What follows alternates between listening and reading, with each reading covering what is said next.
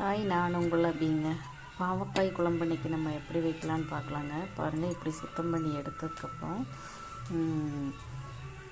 என்ன பண்ணுறீங்கன்னா, நல்லா லைட்டாக உப்பு போட்டு லைட்டாக எண்ணெய் ஊற்றி நல்லா வணக்கிக்கோங்க.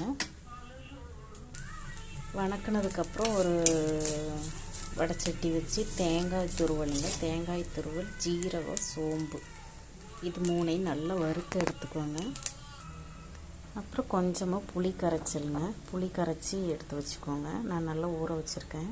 ஒரு பெரிய சைஸ் தக்காளிங்க, ஒரு பெரிய சைஸ் தக்காளி. ஸோ அந்த தக்காளி எப்படியும் 50 கிராமுக்கு மேலே தான் வரும்.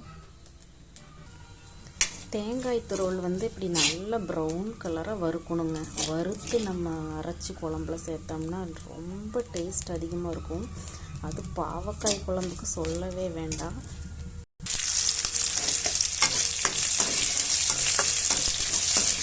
கடுகு, சின்ன வெங்காயம், கறிவேப்பிலை.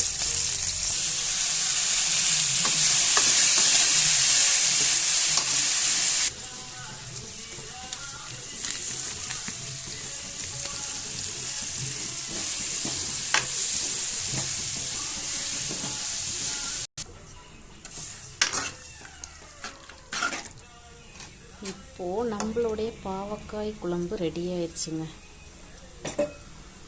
உடையவே இல்லை பாருங்கள், அப்படியே ரவுண்டாக இருக்குது. இதில் நம்ம சுகர் எதுவும் ஆட் பண்ணல.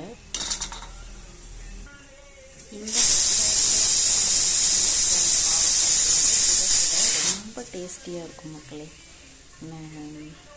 என்ன சொல்கிறது, இந்த பாவக்காய் குழம்பு அடிச்சுக்கிறதுக்கு ஆளே இல்லை. அந்த மாதிரி ஒரு செம்ம டேஸ்ட்டாக இருக்கும். ஸோ நான் கொடுத்துருக்க மெத்தடில் செஞ்சு பார்த்துட்டு எப்படி இருக்குதுன்னு கமெண்ட்டில் சொல்லுங்கள். Thank you friends.